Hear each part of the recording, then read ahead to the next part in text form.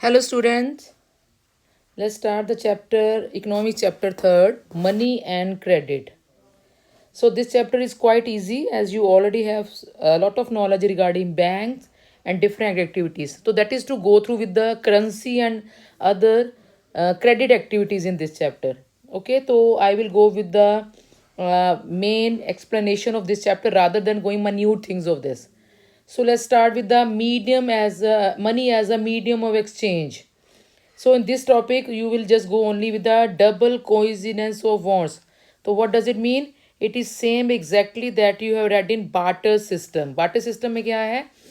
क्या था कि you have to exchange the goods. मतलब अगर आपको clothes चाहिए तो आपको पहले अगर मैं बेच रहा हूँ समथिंग रिगार्डिंग पल्सिस एक्सेट्रा या कुछ और चीज़ें I need that is wheat etcetera तो आपको वीट पहले इसको देनी पड़ेगी एंड देन शूज़ ये आप इसको देगा तो that is how both the parties have to agree to exchange the goods अगर इसको आपकी वीट नहीं चाहिए या इसको आपके शूज़ नहीं चाहिए then the deal can't be done okay जैसे ये कह रहा है कि मेरे पास वीट नहीं है तो आई वॉन्ट शूज़ मैं पॉट्स बनाता हूँ लेकिन मेरे पास वीट नहीं है एक्सचेंज करने के लिए तो इसको देखना पड़ेगा कि दूसरी पार्टी एग्री हो with exchange of goods only then the barter system can be done is it okay so double coincidence of want का मतलब है दोनों पार्टीज बाई चांस एग्री है to exchange the goods among each other ये पुराने time की बातें हैं जब मनी नहीं थी दैट इज ऑल अगर आपको ये डबल कोइंसिडेंस ऑफ वॉन्ट आता है इसका मतलब आपका है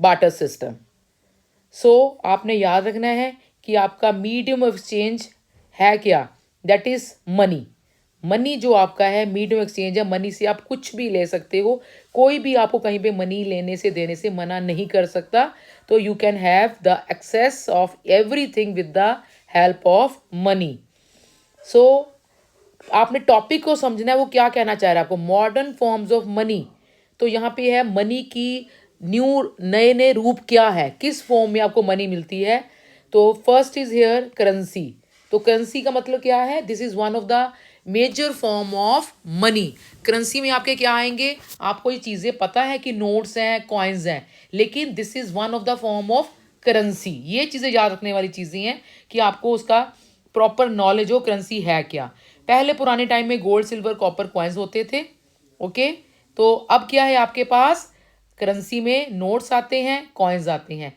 तो अब ये भी आपको पता पुराना हो चुका है क्यों क्योंकि आपके नए फॉर्म्स ऑफ करेंसी आ चुके हैं like you can say Paytm Google पे दीज हैव कम कि आपको कैशलेस आपकी एक्सचेंज हो चुका है लेकिन will go through what ever in this chapter यहाँ पे करेंसी आपका एक मीडियम एक्सचेंज है जिसमें कि आपकी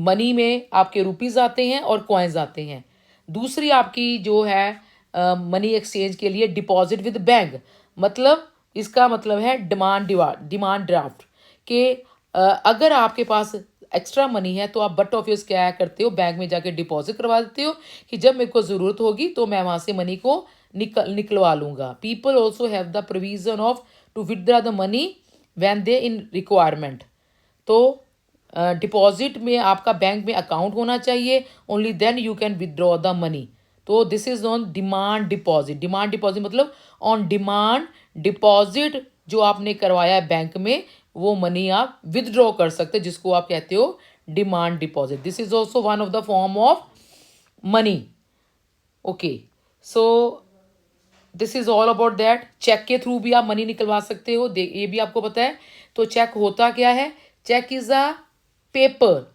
instructing the bank to pay a specific amount from the person's account cheque एक ऐसा पेपर है जो बैंक को इंस्ट्रक्शन दे रहा है कि मेरे एक पर्टिकुलर अकाउंट में से मनी निकाल दी जाए और जिसका मैंने नाम लिखा है उसके नाम पे चेक इशू कर दिया जाए जैसे मेरे अकाउंट में से अकाउंट पेइक में से ये प्रेम कुमार का नाम अगर है उसको ये मनी 57,000 दे दी जाए तो this is a paper okay instructing the bank तो जैसे जैसे आपने बोलना है वैसे लिखते जाना है इसको ऐसा रट्टा लगाने की ज़रूरत नहीं है तो cheque is also another form through which you can withdraw the money from the bank done simple enough फिर आपकी है लोन एक्टिविटीज़ ऑफ बैंक का मेन काम क्या है ये बैंक के काम है तो जिसमें आपने याद रखना है कि बैंक को 15% ऑफ टोटल अमाउंट अपने पास सेविंग में रखनी पड़ती है। ओके, 85% वो लोन एक्टिविटीज के लिए लोगों को क्रेडिट ब्याज पे दे सकता है। ये कंपल्सरी है। 15% हर बैंक को अपने पास मतलब टोटल जो जितनी भी मनी है उसका 15% अपने पास कैश रखना पड़ता है। क्यों? कि कभी भी बैंक में कोई अपनी मनी विदड्रॉ कराने आ सकता है, तो बैंक एटलीस्ट उसको दे पाए whatever the situation is there. 85% जितना उसके पास है पैसा है बैंक के पास, वो उसको लोन एक्टिविटीज़ के लिए दे सकता है। ओके, तो these are the instruction given by the bank, that is RBI। Okay, इसमें सिर्फ ये पर्टिकुलर अमाउंट ऑफ आपकी कैश अमाउंट है, दैट इज़ ऑल। कुछ खास नहीं है। तो सिर्फ आपको मेन चीज़ें बता रही हूँ कि आपको ये चैप्टर काफ़ी लेंथी दे रखा है इन्होंने, लेकिन मेन चीज़ आपने रखनी है। तो like this can you can take, bank एक ऐसी इंस्टीट्यूट जिसमें ये सेविंग अपनी डिपॉजिट करा रहे हैं और ये बोरोर्स हैं जो इनसे कर्जा लेने चाह रहे हैं। तो यही जो इसकी प्लस माइनस अमाउंट है, that is the benefit of the bank, कि इसको ये बहुत कम रेट पे सेविंग में पैसे देता है, लेकिन जब बोरोर्स आते हैं क्रेडिट लेने आते हैं उनको काफ़ी ज़्यादा अमाउंट में इसको बैंक पैसे इनको प्रोवाइड करवाता है। तो अब टू डिफरेंट क्रेडिट सिचुएशंस क्या हैं, तो ये this is very very important question. You can be asked the question कि credit is playing a positive role in the life of the people the same way credit मतलब loan, ब्याज, कर्जा। तो credit एक नेगेटिव सिचुएशन भी पूरी करता है, नेगेटिव सिचुएशन देता है फॉर द पीपल समटाइम, क्योंकि हर कोई ब्याज लेता है कि may be that will be having a development activities in the life, but sometime it how happens कि everybody is not lucky enough कि आफ्टर गेटिंग द क्रेडिट कि उनकी प्रोडक्शन पे पॉजिटिव असर हो। तो ये क्वेश्चन जैसे मैंने बोला है positive impact, okay, that is the one of the question, and the same way you can get negative impact of the credit loan etc. तो first situation it has given the where you are having positive impact of the credit कि इस बंदे ने, अगर सलीम ने यहाँ से कर्जा बैंक से लिया, उसने इस सोच में लिया कि जब फेस्टिवल सीज़न आ रहा है तो मैं शूज़ बनाने शुरू कर देता हूँ। तो उसने 1 महीना पहले सारी तैयारी सारी शुरू कर दी और उसने काफ़ी सारे शूज़ बनाने का प्रॉमिस करके उसने बैंक से लोन ले लिया। उसका अच्छा खासा उसका प्रॉफिट हुआ और उसने अच्छे खासी अपने जो पैसे बनते थे लोन के लिए वापस करके एट द एंड क्या था, he was in a better position. So ये था आपका positive impact of the credit.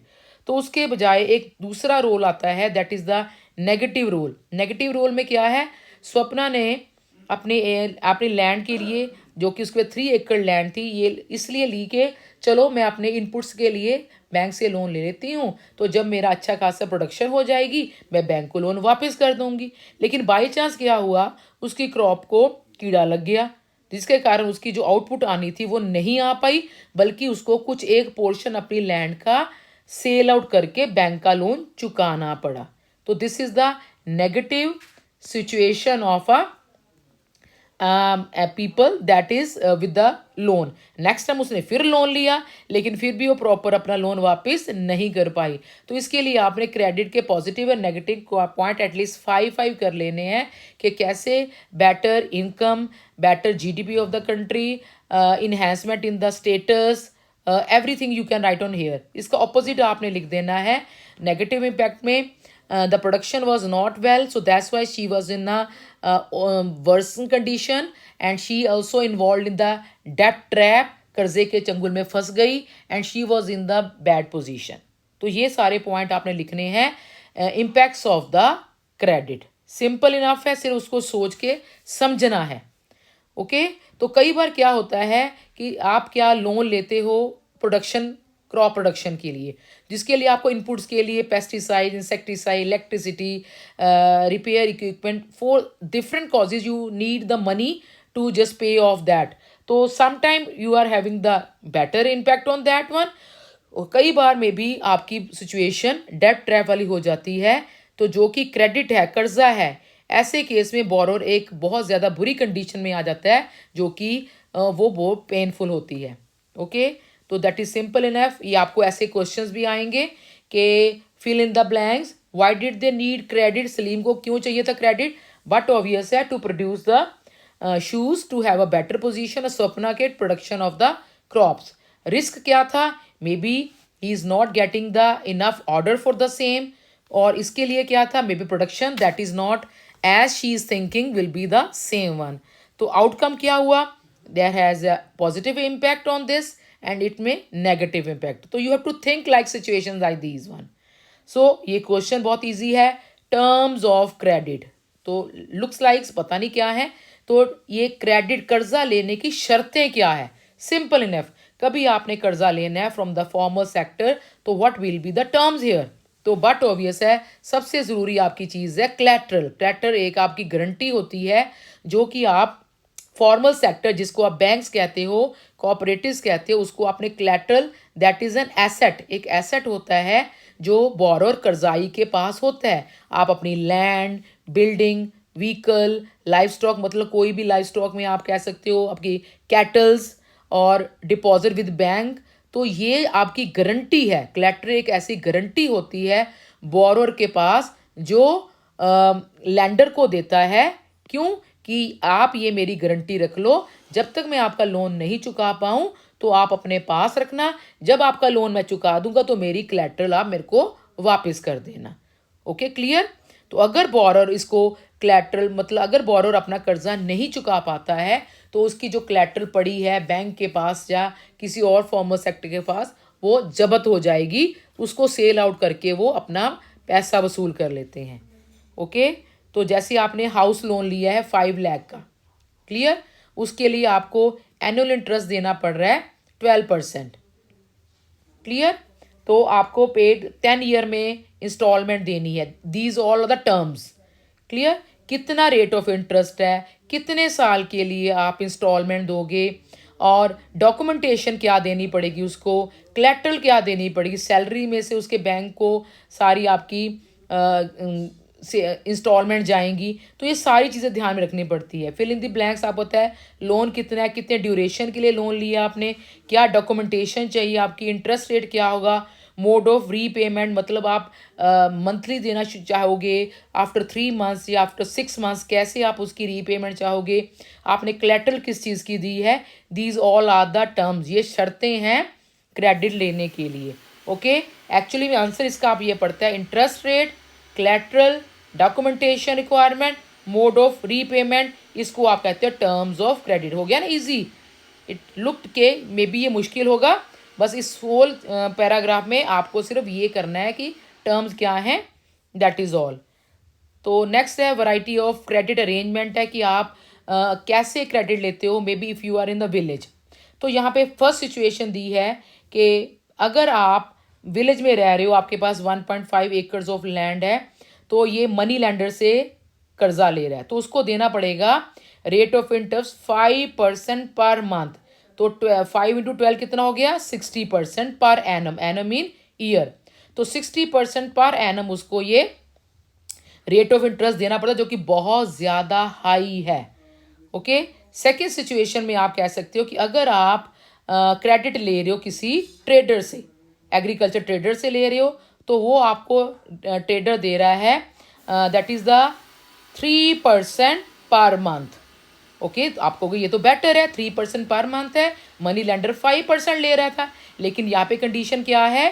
Trader ने ये कहा है कि मैं आपको 3% तो दूंगा, लेकिन आपको मेरे विलेजेस में काम करना पड़ेगा समहाउ, और जो आपकी क्रॉप है आप मार्केट में नहीं, मेरे को ही बेचोगे. इससे क्या फ़ायदा होगा ट्रेडर को? बट ऑब्वियस है, वो उसको कम रेट पे उससे खरीद लेगा जो भी उसकी प्रोडक्शन है, और मार्केट में हाई रेट में जाके बेचेगा. तो 3% से ये नुकसान हो रहा है. Some time it may be there कि बैंक से अगर आप लोन लेते हो तो you are taking rate of interest आपका है 8.5% पर एनम. तो दैट इज़ वेरी गुड. आपको साल का 8.5%, कहाँ पे 60% पर एनम था, और यहाँ पे आपका 12 × 3 36% था, लेकिन आपको बैंक कितना दे रहा है? 8.5% पर ईयर. तो दैट इज़ हो the loans can be taken. एक और सिचुएशन इन्होंने दी है, यहाँ पे लैंड ओनर चार्जेस को रेट ऑफ इंटरेस्ट कर रहा है 5% per month. That is again a critical situation. Okay, so loans from cooperatives, always remember banks and cooperatives are formal sector of credit. तो cooperatives कौन सी हो सकती है, आपको ये भी क्वेश्चन आ सकता है, name some of the cooperatives. तो there can be a number of cooperatives in the village and as well as in the cities. तो आपने याद रखना इस चीज के लिए, कॉपरेटिव आपकी फार्मर कॉपरेटिव भी होती हैं, वीवर्स कॉपरेटिव होती हैं, इंडस्ट्रियल वर्कर्स कॉपरेटिव, किसी तरह की कॉपरेटिव बना लो, कोई प्रॉब्लम नहीं है. There can be 100 of cooperative. इन्होंने एग्जाम्पल दी है कृषि cooperative. Okay, that is also as I told you a number of cooperative can be there. जैसे आप कहोगे कॉपरेटिव में वेरका आपका है, अमूल है, that is also mother dairy cooperative है, सेक्टर्स हैं, ऐसे बहुत ज्यादा कॉपरेटिव होती हैं. You can give that example कि जहां से आप उनके मेंबर्स उनके लोन भी ले सकते हैं. Okay, cooperative has obtain large loan from bank ले सकती हैं अगर आप उस कोऑपरेटिव के मेंबर्स हो. You can also take that. Then comes, हाँ ये वेरी वेरी इंपॉर्टेंट क्वेश्चन आया, formal sector credit in India. मतलब आपके क्रेडिट लेने के कर्जा आप दो जगह से ले सकते हो. एक तो आप ले सकते हो फॉर्मल सेक्टर से और दूसरा आप ले सकते हो इनफॉर्मल सेक्टर से कर्जा. तो फॉर्मल सेक्टर से आप जिसको बोलते हो बैंक्स एंड कोऑपरेटिव, और इनफॉर्मल सेक्टर आपका है may be your relatives, may be money lender, money traders. Okay, तो these all are the informal sector of credit जहां से आप कर्जा ले सकते हो. जब भी आप इनफॉर्मल सेक्टर से कर्जा लोगे like the money lender and the trader, तो they will charge you higher rate of interest. You have seen in the above passage. लेकिन जब आप बैंक वगैरह से लेते हो तो you will get low rate of interest. तब भी रूरल एरिया में लोग हमेशा इनफॉर्मल सेक्टर से ही क्यों लेते हैं loan? Why not from the formal sector bank? The reason behind this is के रूरल एरिया में अक्सर बैंक कम होते हैं और sometime the rural people they don't have collateral, उनके पास गारंटी नहीं होती अपनी ज़मीन की देने के लिए बैंक्स एक्सेट्रा को, इसलिए वो प्रेफर करते हैं इनफॉर्मल सेक्टर से लोन लेना. ओके, तो ये formal sector, informal sectors are there. Clear? Formal sector में बैंक्स एंड कोऑपरेटिव्स हैं, इनफॉर्मल में money lender, traders, employers, relatives, friends आपके आगे. सिंपल. तो सबसे जरूरी क्वेश्चन आरबीआई. तो आरबीआई क्या है? This is the supervisor of all the banks of India. Got it? Reserve bank of India supervise the functioning all the formal sources. ये सिर्फ फॉर्मल सेक्टर की सुपरविजन करता है, ना कि इनफॉर्मल की. ये फॉर्मल सेक्टर की आरबीआई सुपरवाइज करता है. इनफॉर्मल सेक्टर तो कितने ज्यादा मनी लैंडर ट्रेडर्स है, उनको सुपरवाइज ये नहीं करता है. ये सिर्फ सुपरवाइज करता है फॉर्मल सेक्टर को, बैंक एक्सेट्रा को. तो आपने याद रखना है आरबीआई जो है वो देखता है कि जो कैश बैलेंस प्रॉपर बैंक रख रहे हैं, 15% कैश बैलेंस इनको बोला गया है तो उसको वो रख रहे हैं. तो that is the necessary work of all the banks. नहीं तो कई बार क्या होते हैं, ये बैंक ऑलमोस्ट सारा का सारा जो उनके पास कैश है, मे बी 95% ये लोन एक्टिविटीज के लिए दे देते हैं, फिर उनके कस्टमर के लिए उनके पैसा बचता नहीं है. तो आरबीआई हमेशा उनकी डॉक्यूमेंटेशन को चेक करता रहता है कि whether they are maintaining cash balance. वैसे आरबीआई देखता है कि लोन जो दिया जा रहा है वो सिर्फ प्रॉफिट मोटिव के लिए, सिर्फ बड़े बड़े बिजनेसमैन ट्रेडर्स को तो ही दिया जा रहा, स्मॉल कल्टीवेटर को दे रहे हैं ना, मतलब बैंक को लोन सब लोगों को देना है, whether that is a rich और पुअर. तो ये भी आरबीआई चेक करता है कि small cultivator, small scale industries को भी लोन देना है, ना कि सिर्फ बिग बिजनेसमैन को. बैंक अक्सर क्या करते हैं, छोटे मोटे जो उनके होते हैं स्मॉल स्केल इंडस्ट्रीज हो, तो उनको लोन देने से डिस्करेज करते हैं, क्योंकि उनको ये रहता है कि मे बी ये लोन वापस करे या ना करे, इसलिए they are always the choosy one. तो पीरियोडिकली हर बैंक को अपनी इंफॉर्मेशन आरबीआई को पहुंचानी होती है कि किन को लोन दे रहे, कितना लोन दे रहे हैं रिगार्डिंग दैट वन. तो RBI is supervising all the banks of India. So यहाँ पे कोई ऐसी ऑर्गेनाइजेशन नहीं है जो कि इनफॉर्मल सेक्टर को सुपरवाइज करे. ओके, तो अक्सर क्या होता है कि जो रूरल एरिया है वहाँ पे बैंक ना होने के, कम होने की वजह से और रूरल लोगों के पास कोलैटरल ना होने की वजह से वो क्या करते हैं, अक्सर मनी लेंडर ट्रेडर से वो पैसा उधारी पे ले लेते हैं। तो यहाँ पे आपका आ गया फॉर्मल एंड इनफॉर्मल क्रेडिट। यहाँ पे दो सिचुएशन दे रखी है उन्होंने। The situation over here graph में क्या है कि मोस्टली पुअर हाउस होल्ड होते हैं, वो 85% जो लोन होता है वो लेते हैं इनफॉर्मल सेक्टर से। ओके, तो यहाँ पे आपका आ गया purple that is the formal sector है, और ब्लू है आपका इनफॉर्मल। तो वैसे house hold with few asset, जिनके पास कम एसेट्स होते हैं, वो भी मोस्टली इनफॉर्मल से लेते हैं।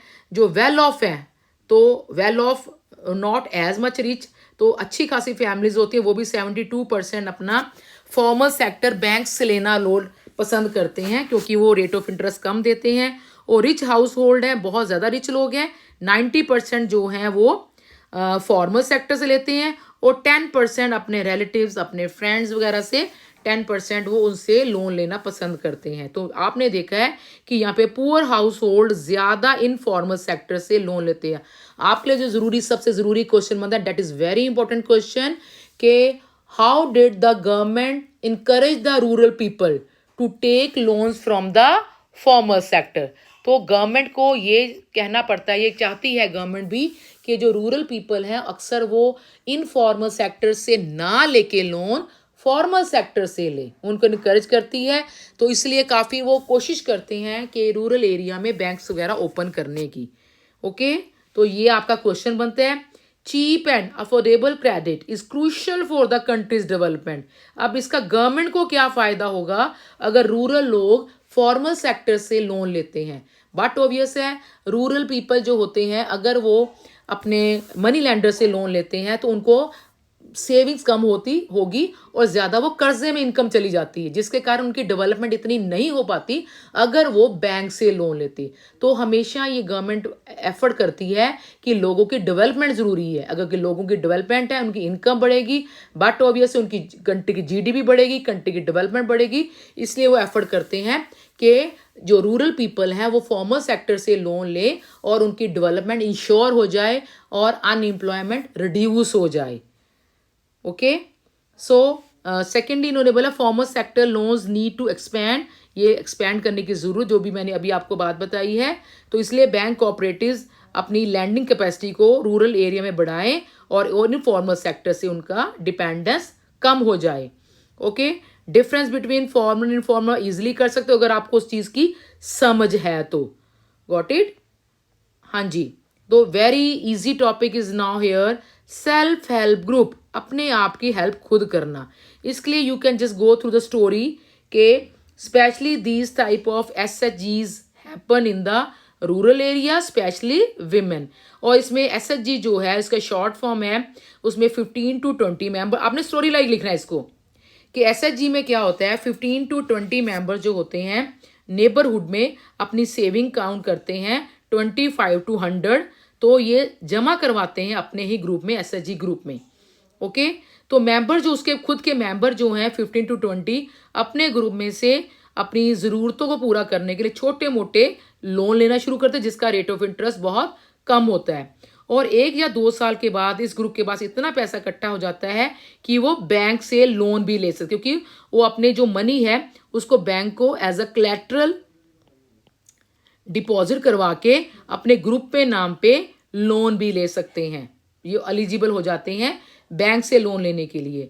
Okay, for instance small loans are provided to the members for releasing mortgage land. अब आपकी नीलामी हो चुकी है लैंड की, या आपकी वर्किंग कैपिटल की डिमांड पूरी करनी, जैसे सीड्स लेने हैं, फर्टिलाइजर, रॉ मटेरियल लेना है, क्लोथ लेने हैं, हाउसिंग मटेरियल लेना है, तो ऐसे चीज़ में क्या करते हो आप, ये आपकी एग्जांपल है SHG की। तो ये इनके जो मेंबर्स हैं छोटी छोटी ज़रूरतों के लिए अपने SHG ग्रुप से अपनी क्रेडिट डिमांड जो पूरी करवाते रहते हैं। ओके, तो अगर इसकी एक बेनिफिट और भी है कि जो वुमेन होती हैं स्पेशली इसमें जब आती हैं अपने डे टू डे लाइफ की, उनकी जो प्रॉब्लम होती है दैट कैन ऑल्सो भी इशू, उनके सोशल इश्यूज होते हैं, हेल्थ इश्यूज होते हैं, डोमेस्टिक वायलेंस होती है, दैट कैन ऑल्सो भी discuss in these groups. Okay, अब आपकी एग्जांपल है ग्रामीण bank of Bangladesh, that is also important कि ग्रामीण मतलब विलेज का, रूरल एरिया का बैंक है। तो ये बिगेस्ट सक्सेस उन्होंने बताई है बांग्लादेश में, ये है इन्होंने एक सिचुएशन ऐसे करी कि अपनी सक्सेस स्टोरी बताई है कि 1970 में स्मॉल प्रोजेक्ट शुरू हुआ था ग्रामीण बैंक 2014 में, और इसके 8.63 मिलियन मेंबर्स बन गए, और इन्होंने अपने आप को ही अपने मेंबर्स को लोन देना शुरू कर दिया। And almost all the borrowers are women, तो जो भी इनकी बोरोर्स है विमेन है, and that belong to poorest section of the societies. So अगर आपको ये कहें कि ये किसने शुरू किया, तो प्रोफेसर मोहम्मद यूनुस है, that was the founder of ग्रामीण बैंक है, जिसको कि नोबल प्राइज मिला था पीस के लिए 2006 में। तो that is all about this chapter. The thing here you have to understand, if the MCQs are coming or the questions others are coming, you know very well these all situations regarding formal and informal, and just go through the important questions. Okay, why the formal sector has to be open in the rural area to help the rural people, and the second one you can just go through, okay, what are the different credit situation, the impacts of that, positive and negative situations of the credit. These are very important. Other role of RBI, but obvious these are there. So this is all about this chapter. Okay.